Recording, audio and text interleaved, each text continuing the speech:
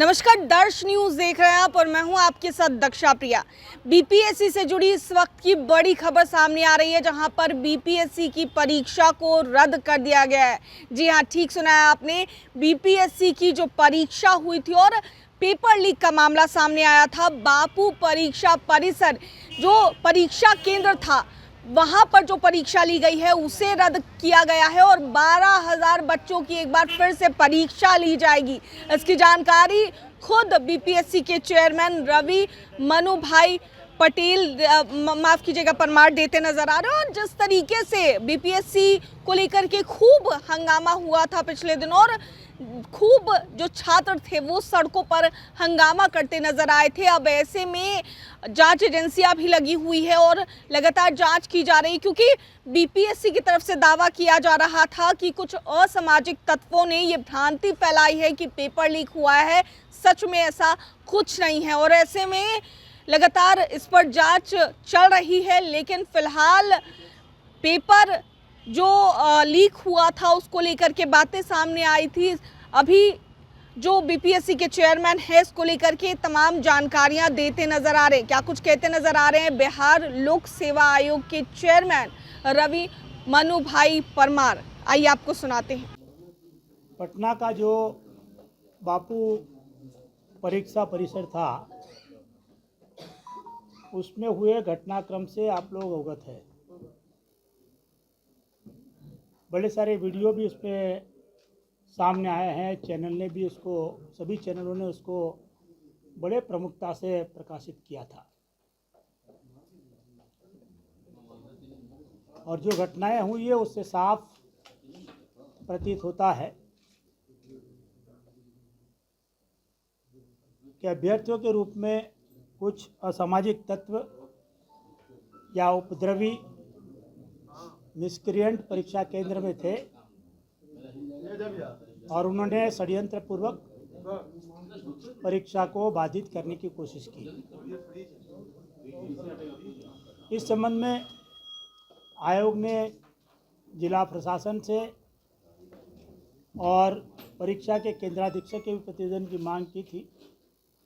उनका प्रतिवेदन प्राप्त हुआ है और जिस तरह के वीडियो सामने आ रहे हैं वो सभी वीडियो की भी आयोग के आईटी सेल ने, आयोग के जो डेजिग्नेटेड एजेंसी है उसने, फॉरेंसिक एक्सपर्ट ने जांच की है। जांच चल रही है क्योंकि बहुत सारा डेटा है, हंड्रेड्स ऑफ जीबी में डेटा है,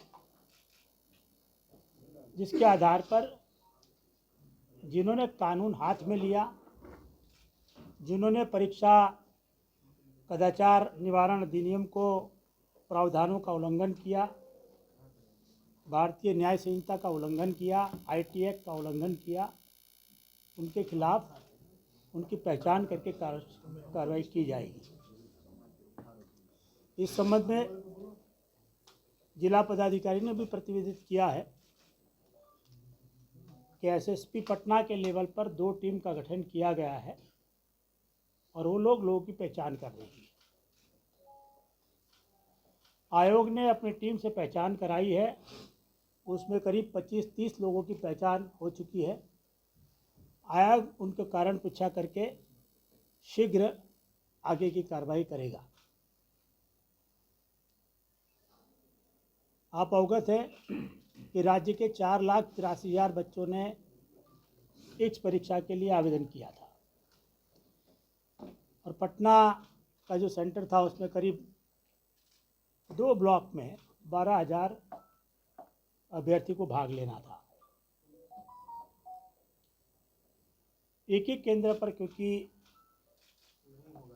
इस तरह का उपद्रव हुआ है, वैसी स्थिति में आयोग इस संबंध में कोई भी निर्णय लेने के पहले राज्य के बाकी 4,80,000 युवा और अभ्यर्थियों के हितों को ध्यान में रखेगा। बापू परीक्षा परिसर में भी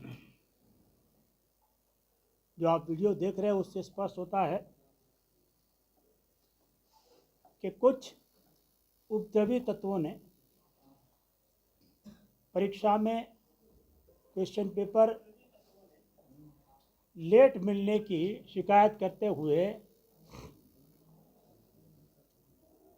उद्दंडता की, उपद्रव किया, परीक्षा बाधित करने की कोशिश की।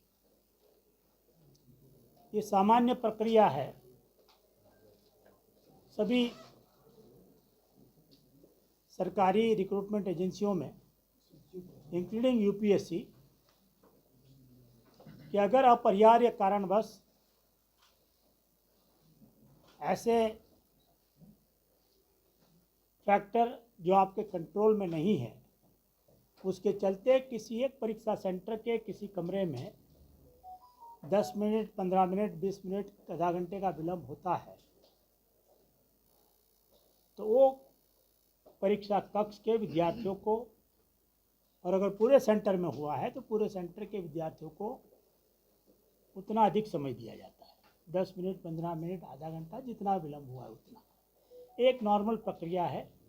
सभी सरकारी एजेंसी इसी प्रक्रिया के हिसाब से ऐसी स्थिति में अतिरिक्त समय देती है। इस सेंटर पर भी, जहाँ कथित रूप से विलम्ब से क्वेश्चन पेपर पहुँचे थे, वहाँ भी बताया गया था कि एडिशनल टाइम दिया जाएगा, आप परीक्षा शांतिपूर्ण दें। आपने देखा होगा कि काफ़ी सारे कक्षों में परीक्षा शांतिपूर्ण रूप से हो रही थी। ऑल ऑफ ए सडन 1, सवा 1 बजे के आसपास वही उद्दंडी, असामाजिक और उपद्रवी तत्व जो अभ्यर्थी के रूप में घुसे थे, उन्होंने परीक्षा को बाधित करने के उद्देश्य से जिस परीक्षा हॉल में शांतिपूर्ण परीक्षा हो रही थी, उसके भी अभ्यर्थियों के क्वेश्चन पेपर को छीन लिया, हवा में उड़ा दिया, परीक्षा को बाधित करने की कोशिश की। ये भ्रांति फैलाई कि परीक्षा रद्द कर दी गई है, परीक्षा का प्रश्न पत्र आउट हो गया है, हमको लेट से पत्र मिला। इस तरह की उन्होंने भ्रांति फैला के, और विद्यार्थी जो शांतिपूर्ण रूप से परीक्षा दे रहे थे, उनको उत्तेजित करने की, उनको भी ये उपद्रव में शामिल होने की कोशिश की। हमको काफ़ी सारी ईमेल मिले हैं उन बच्चों के जिन्होंने अपने कंप्लेन में, शिकायत में ये बात कही है कि हम लोग एकदम शांतिपूर्ण रूप से परीक्षा दे रहे थे कि ऑल ऑफ ए सडन और जगह से आके, और कमरे से आके लोगों ने हमारे कमरे के विद्यार्थियों को भी, अभ्यर्थियों को भी परीक्षा देने से रोका और परीक्षा नहीं देने दिया। हर रूम में 4 कैमरे लगे हुए हैं, तो उसके वीडियो रिकॉर्डिंग फुटेज वो परीक्षा केंद्र के जो केंद्राधीक्षक है और जो अथॉरिटी है उनके पास है, वो उनकी जांच कर रहे हैं। जिनके भी आइडेंटिफाई किया जाएगा, उनके खिलाफ मैंने जो कहा उस तरह से पहचान करने के बाद कार्रवाई की जाएगी। उस संबंध में विस्तृत रिपोर्ट आएगा तो आयोग उसके आगे भी कार्रवाई करेगा। लेकिन ये बात सत्य है कि जो थोड़े समय के लिए भी उपद्रव हुआ, जो थोड़े लोगों ने भी किया, मान लीजिए 15 आदमी, 20 आदमी, 25-30 आदमी, में भी थोड़ा आगे पीछे हो सकता है नंबर, उन्होंने भी किया है, लेकिन उसके चलते परीक्षा बाधित हुई है।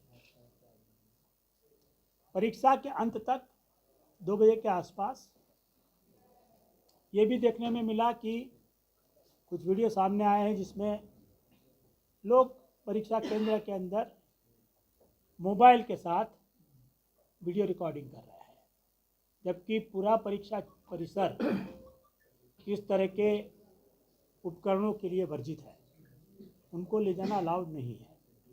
ये कैसे लोग लेके घुस गए, एक जांच का विषय है, और जो प्राथमिकी दर्ज हुई है उसके आलोक में जो जांच होगी उसमें पुलिस उस पर भी जरूर गौर करेगी, इस पर भी जांच, इन्वेस्टिगेशन करेगी। लेकिन उसके कारण जितने विद्यार्थी परीक्षा नहीं दे सके,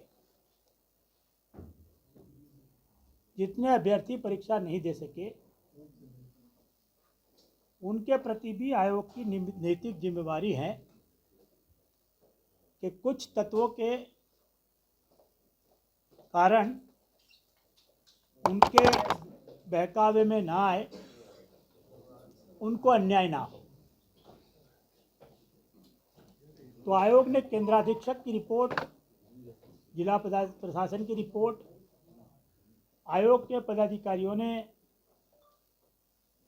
केंद्र पर जाके जो जांच की, वो सभी फैक्टर को ध्यान में रखते हुए और इस बात को भी ध्यान में रखते हुए कि जो लोग ने अल्टीमेटली एग्ज़ाम दी है उसमें से भी उस सेंटर पर कुछ बच्चों ने कदाचार किया होगा, इसको ध्यान में रखते हुए बापू परिसर में जो एग्ज़ाम हुई थी उस पूरी परीक्षा को रद्द कर दिया है, रद्द करने का निर्णय लिया है। और आयोग बहुत शीघ्र मात्र उसी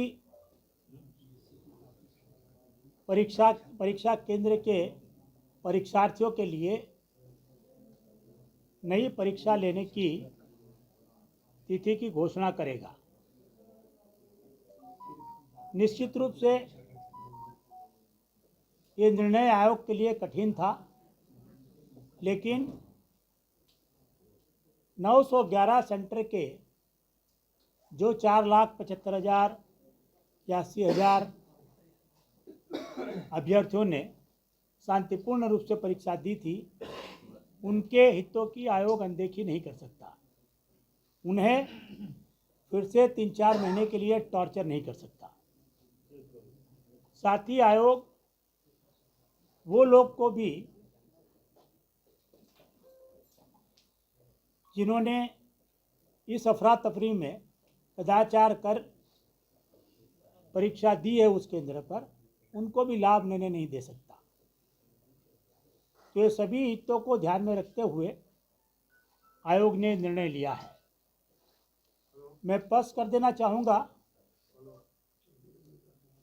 कि जो एग्ज़ाम ली जाएगी और अभी जो एग्ज़ाम ली गई है, वो दोनों का परिणाम एक साथ दिया जाएगा।